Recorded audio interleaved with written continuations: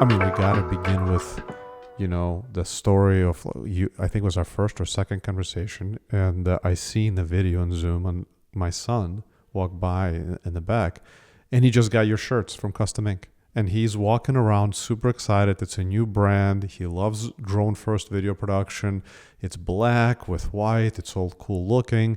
And I was like, wait, Grace, these are one of your shirts. So anyway, that's a little micro moment of how kind of destiny works its way out and the impact that you guys create. He was, easy experience and was a piece of cake. But listen, Grace, first, welcome to the show. I'm really excited to have you. I'm so excited. And I think even after 11 years of being at CustomInk, those stories still hit me in a spot that I like never quite understand the impact of what it's like to have something of your own brand, or like bringing your own people together and watching people wear the apparel we've helped them create is just magic. And I think I'll never get tired of hearing those stories. And I'm so excited that you got to experience it firsthand. Yeah, and you've been a part of CustomInk for quite some time. It's almost 11 years now, correct? Yeah, it's several digits. It's still one of those moments where I go, how has it been that long? And also it feels like no time at all. Yeah, I can imagine. So, Grace, your perspective will be from a change management. In fact, you and I are going to take on this tiny little question that we came up with, which is how do we translate transformational change to hyper-personalized communication? In the context for our audience, we are still in season 2, right? The overarching question continues to be what is the future of people initiatives, but we are now focusing a bit more on how do we consumerize the employee experience. And more we're discussing it in the context of 2 dots. One dot is data on one hand side, and all the way on the other is a nudge. Not saying it ends with a nudge or the nudge is the silver bullet, but I think the jury is out at this point. If we don't bite size and make our communication super relevant and personalized, we have no shot of getting through the noise. And Grace is going to help us not focus on a specific part of the journey, which is, let's think, performance management or onboarding. We're going to apply a lens across, in my view, the experience, which is anytime serious change is taking place within the organization. And where I'd like to begin is really, let's define. Let's just think about defining, because transformational change, what does it mean? How do we know the type of change we're looking at is transformational? Oh, that is a great question. And I think a hard one to answer, especially nowadays. The amount and the degree of change is accelerating at a pace that I think for the first time as humans we're starting to understand is unusual for us. And that's something we're experiencing in our own lives, and that not absent from our lives at work. And when you think about the idea of transformative change, like look what the pandemic did to our society and how that influenced our workplaces, our lives, and transformation is happening all around us, right? And as humans, we strive for a sense of stability. Like we need to know something is going to remain the same. And I think we've always looked to our workplaces as a place to provide that sense of stability. And the reality of the fact is our workplaces are transforming just as fast as the rest of the world. And we have to figure out as leaders of those organizations how to help care for the people inside of our orgs going through that transformation well. And transformation could be described, to answer your question, as anything that moves from one state to another. But that's wide open. So when you're talking about transformation, it could be the entire organization is transforming. Or it could be that this team is transforming. And when you talk about change at an individual level, individuals don't see those as 2 separate things. They directly impact them. And so therefore they are big. And sometimes the really big transformative change feels too big for the individual. They don't know how to make sense of it. They don't know what role they play in that. And leaders of change inside the organization are really responsible for making that a reality for them to operate in at times of uncertainty and ambiguity and transformation. Yeah, I'm with you. And I think I'm guilty of the following 2 things on both sides as we think about change. One, as a leader, I know that often I haven't done a good job to communicate it, right? For various reasons, but one of them being sometimes I don't know enough. And when you start to communicate, you're really concerned if you're sharing a partial story. But then there is the other side of being on the receiving end of change. Most people default to, let's think about the worst case.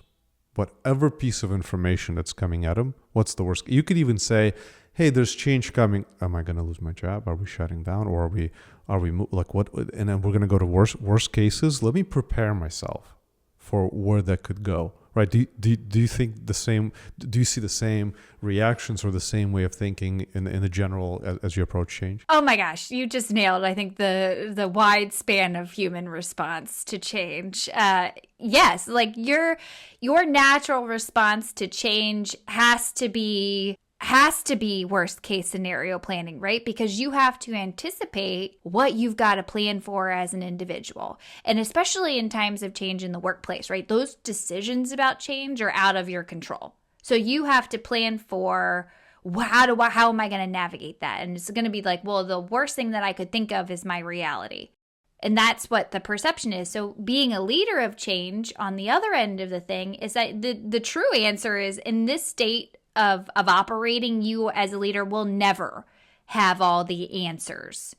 But what you can focus on are, what are the answers this team will need in order to navigate the change, right? You're going to need their help.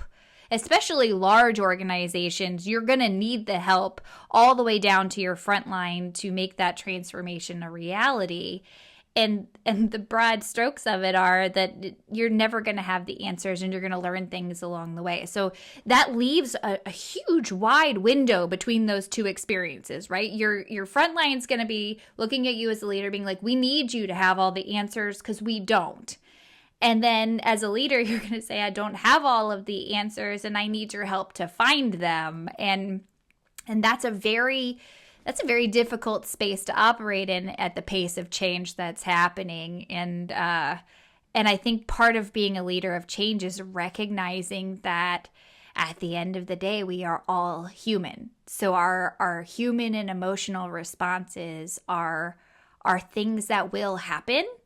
And the better that you can be as a leader at recognizing those and guiding people through those emotions and creating space for them and recognizing them and caring for them, the more your people are going to trust in those times where you don't have all of the answers. Because the genuine sense is that they trust that you will care for them through the transformation. Totally. And let's just go there. I mean, let's talk about when we discuss consumerization, which is the reorientation of the product or service around the user, in this case, reorientation of change management to what it means for them, right? Hyper-personalization.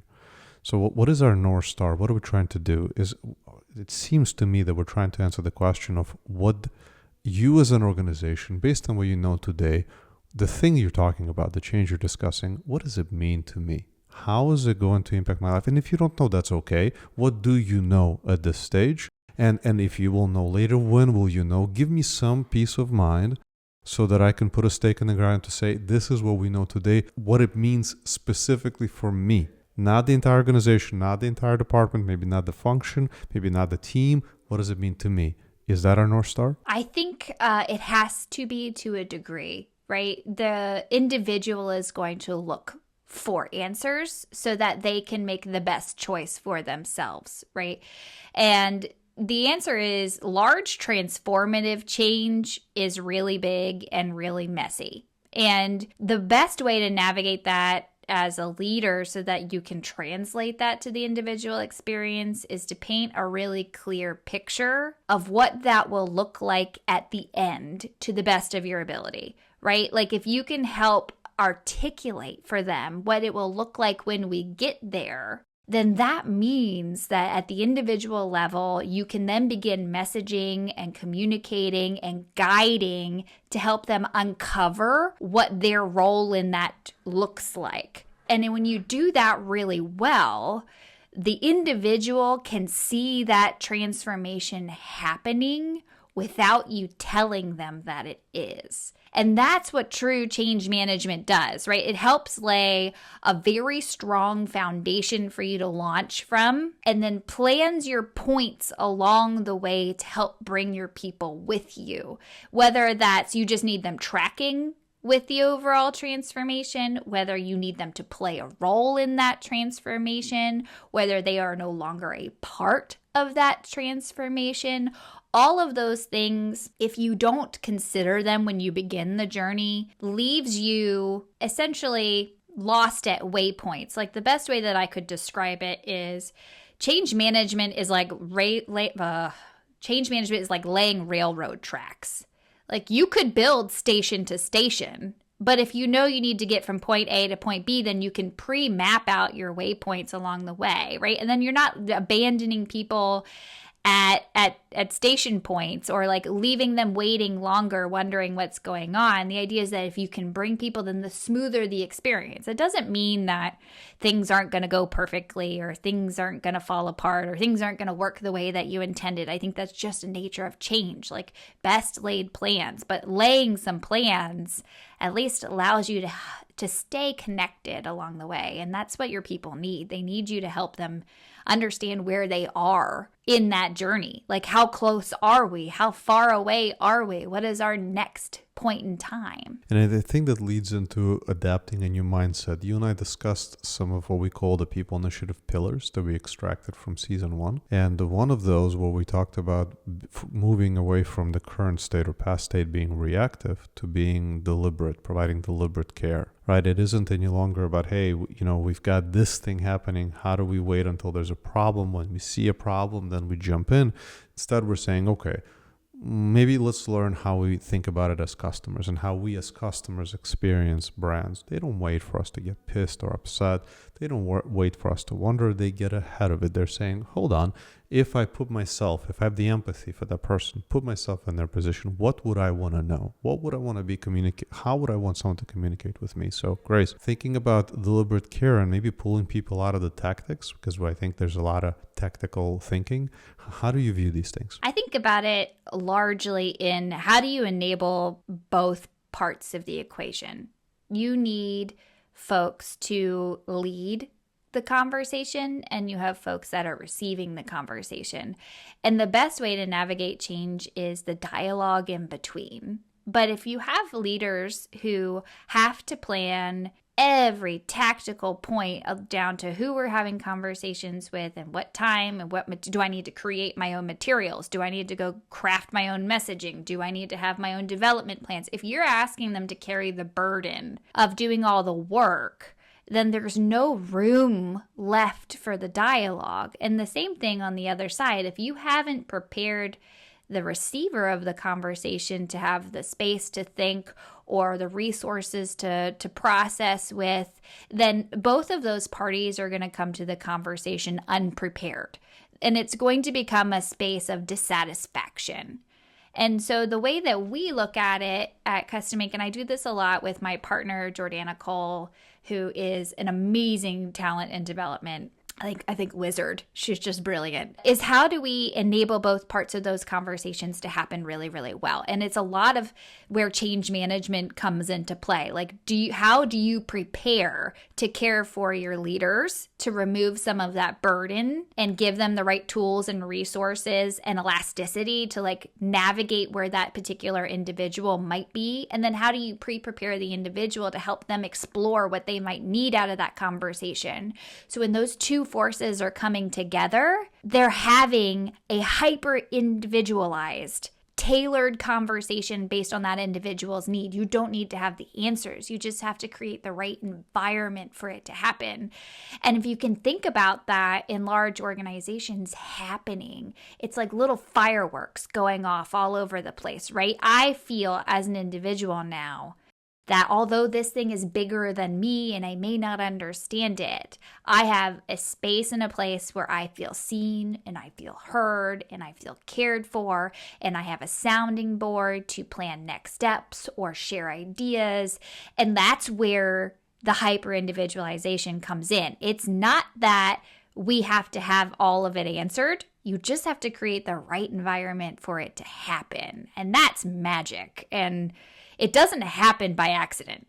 That is intentional planning. That is intentional thought. That is intentional. It's just intentionality, period. There's a lot of intentionality that goes into creating these spaces to happen. And really what you end up with is a team member who feels heard and a leader who felt like they were prepared as best as possible to lead in the way that's individualized to them, right? They're not reading a script. They're not parroting things. They've been enabled to have a really great conversation based on the way that they like to lead. Well, let's take the intentionality and think about in the context of how it shows up as a communication, right? And you and I talked a lot about nudges. And we said, again, not saying that's the only way to communicate, just looking at it from that perspective, how to show up in the right place at the right time to help set the environment for magic to take place in your words. And in that, before we get into hyper-personalization, there's the question of thinking about it in audience perspective, right?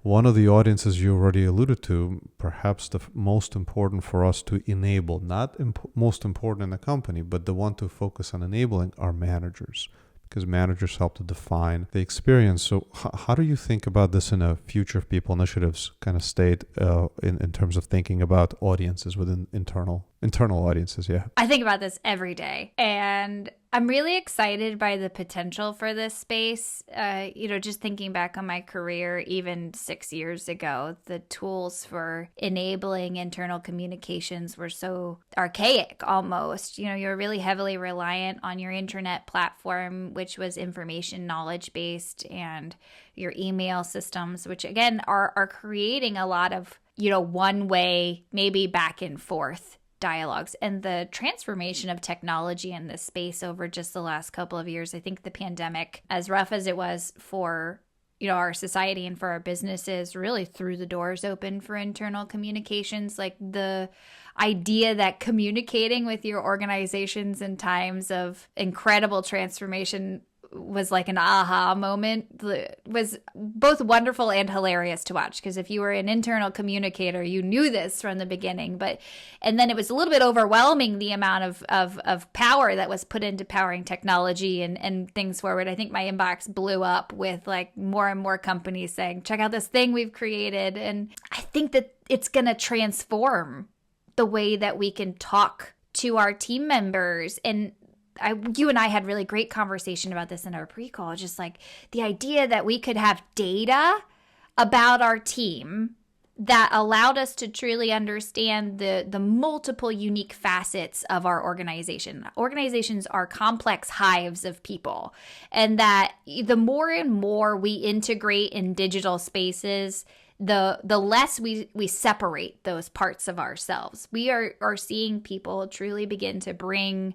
multiple parts of their lives to the workplace. I am so excited about this new generation of folks coming into the workplace. They're so energetic. They have really great ideas. And also they don't have a lot of tolerance for, the spins, and they want clarity and they want answers. And I'm just a really big fan of their email sign-offs. Like, they're hilarious. But you bring those personalities to the workplace. And so we start to see ourselves in that workplace as these complex individuals. And the way that we want to receive information from our employer is the same way we want to receive information in the real world, that we get to choose and pick how we interact with these spaces and how it's delivered to us and how we want to interact with it. And that's not typically how it's been. It's been one way from the org to me as an individual, with sometimes sense of being able to talk back. And I think that as organizations start to leverage data and analytics and analysis to better understand the complexity of their people and can really understand who they are and what the demographic makeups are, then that's where like those two pieces come together. The data and analytics of understanding your people and the technology that can power you talking to them. You can then begin to target messages to people in the best way that they can receive it. And what an unlock, right? Not only are you meeting them where they are, but they would have the opportunity to choose how they want to be interacted with. And you are clearing out an intense amount of noise, which means that when you're talking to them, you are talking to them with intentionality. It goes, I see you, I understand what you need from me as your employer, and here's what I need from you, and here's the way that we're going to package it so that it's best received and digested for you. And think about how powerful that is for our demographics who need it, for our neurodiverse, for our, the different abilities that happen in the workplace. Like, being able to meet them where they are, to make them as successful as they possibly can be in the workplace, I think would revolutionize the way that we work entirely. I'm right there with you. So I'm going to do just a quick disclaimer, because there are two sides to this coin, and I want to make sure that we are conscientious. There is the side of how much is too much in terms of data governance. Big brother, you and I are on the same page. I also want to say this new generation brings a lot of excitement and a lot of challenges. The attentions, there's so many things for our audience. I'm just letting you know that we're not purposefully having a balanced discussion of the coins. I'm acknowledging that side. Grace and I both see it. Instead, we're choosing to focus on this side in this moment. I was just on a call right before where I said, hey, look, idea I'm about to present. First, let's talk about why it's good, and then let's beat the crap out of it. But let's keep those two separate so we don't convolute. It's not like I'm saying there's only good things here. So, Grace, if you don't mind, we're going to stay on the side of why it's exciting. Yes. I would love to also, if you end up doing it, hear a podcast about the dark side of data, because while I'm a communicator at work and I love the power that data gives us to help me do what's best for our people, there is that danger that too much is too much, and and people, while they're more willing to share parts of themselves at work, also want the choice in what gets shared about themselves at work. There's a cultural, I think, transformation happening right now where, a decade ago, data was not an issue because we didn't really fully understand it, and signing up for free platforms and interacting, we were like, yes. And now there's more awareness, there's more knowledge, there's more, and that comes into the workplace as well. I think the biggest takeaway is whatever your people are experiencing in the real world outside of work, they are going to bring with them to work. And you cannot ignore that is a reality that you're operating with. Let's just go straight there and compare an experience. So now I get on Netflix and it's giving me recommendations, and maybe years ago I would have ignored it. All of a sudden you go, I'm kind of curious. Because they look at my patterns, they look at my behavior. Does it creep me out? Definitely. Am I still on board to consider them? We're going there anyway. Now, in the organization, instead of that being a movie to watch and binge and kill some time, the question is of my learning and development. I want to grow. Oh, you want to grow? Why don't you click on this link that you need to go find in your email? Yes, username and password, don't worry about it. You can reset it if you need to. And welcome now into the ocean. You can search it by this, by that, by function. And here are the videos. We're so helpful to you that we've catered a library of videos of endless hours for you to sit there and go through these videos on your own. Have a good day. Good luck. We're interested in your learning and development journey. How do you reconcile those two experiences, especially for the generation that's growing up right now, looking forward to seeing ads because they see that ads understand them? Just a side note, my children are 9 and 10, and their ability to identify when they are being marketed to is remarkable. I would have never been able to do that at their age, and it's just parenting in this digital generation is fascinating. I take a lot of my learnings as a parent into work and realize that there's a lot of distinct nuances there. But the other part of that is to answer your question. I mean, to truly answer your question about learning and development is similar to outside of the office. The sheer amount of information out there is overwhelming. And as an individual outside of work, you can pick and choose what interests you, there's no risk there. You can learn and you can fail and you can pick things up and put them down. But at work, like there's an expectation, right? When you pick something up, there's a level of commitment that needs to come out of that.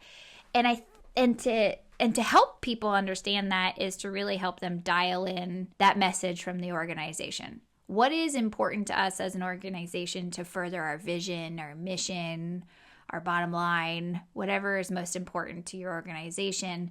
And how do you get your people rallied around tapping into new and exciting potentials for themselves that can help the organization do that? Well, you do that by offering resources that they can navigate and use. You give them the time to use those resources, but then you enable your leaders to help them have the right conversation. So it goes all the way full circle back to that conversation that we just had around enabling both parts to have that magic space. And part of that is a level of understanding your team so that you can curate it enough to clear some of the noise out of the way, providing tools and resources to enable the right conversations to happen, and then organically letting that interaction lead the way. Totally agreed. So Grace, let's take this back to where we began. We said transformational change to hyper-personalized. I mentioned the roadmap from a data to a nudge on the other side. When we think about data, you and I keep coming back to deeper understanding of our people, deeper understanding, which comes from more data, subject to the dark side of the coin. Putting that aside, and we're not talking about collecting more data, but we're asking the question of what data do we have? So do we now bring together their, HR data? So we understand their role and location. Do we then bring in their collaboration data? So we see, are they stuck on an island? They're not communicating with anyone. They're working from home. Imagine change if you haven't talked to anyone in your organization for a week and you're in your own little silo. Do we then introduce potentially the question of wellness and days off? Are they sick?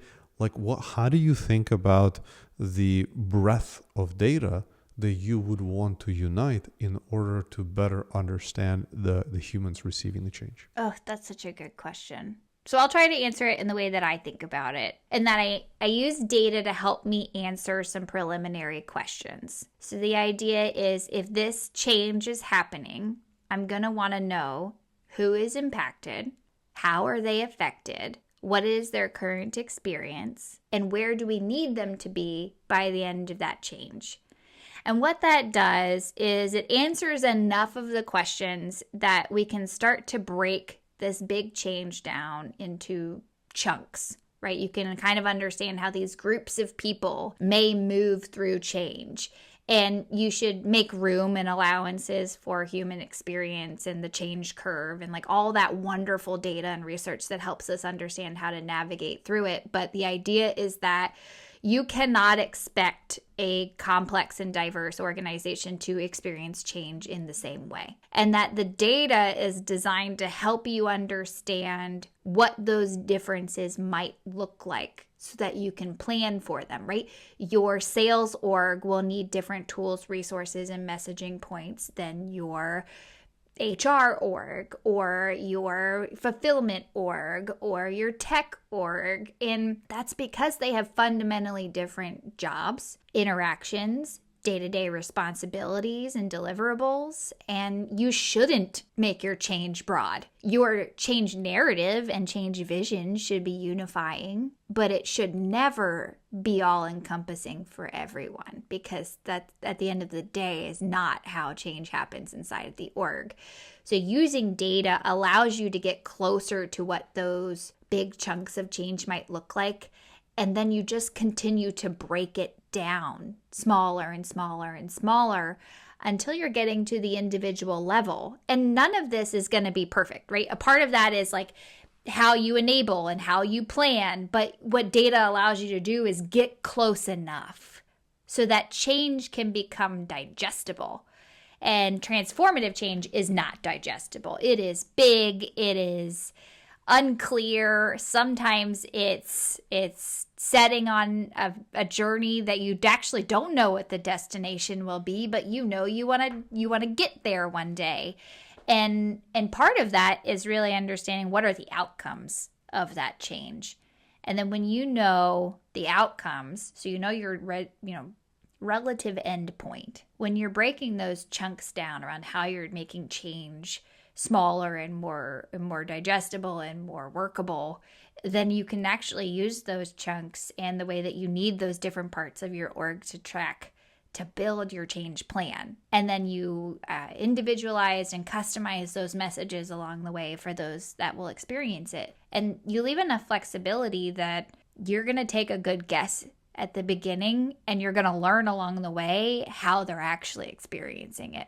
Because if you bank too much on the fact that you know, then you're probably going to push a narrative that you don't want. And you and I talked quite a bit about comparing this to marketing approaches where you're testing, A/B testing, you're iterating, you're seeing what resonates, or maybe even based on the feedback mechanism, you can do more audience segmentation to understand that these folks are not as engaged in change or early on.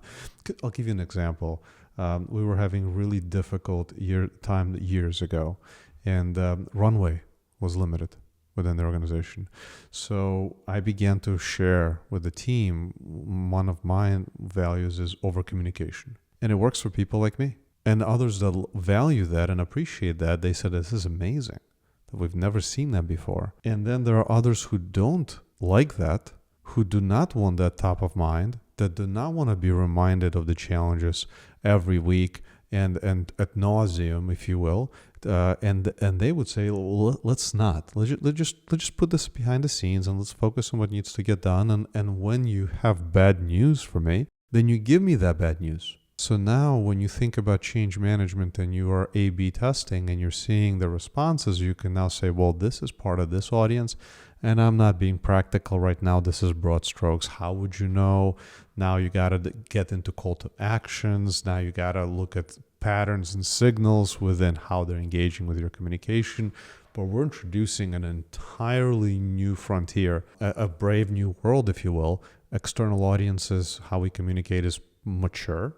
It's sophisticated. There are tools, there are degrees, there are teams, there is the UI, UX, the data, product, there is I'm marketing content, I perfect images, I do video. There's a whole thing, a humongous internally, like you said, all of a sudden in the last couple of years, this whole new world opened up. So Grace, for those who are listening, whether they are in change management or they're in L&D, HR, operation, tech, whatever function they're in, they're agents of change. They're waking up, or they've been awake and they're now seeing momentum and wind behind their sails to say, all right, let's do something differently.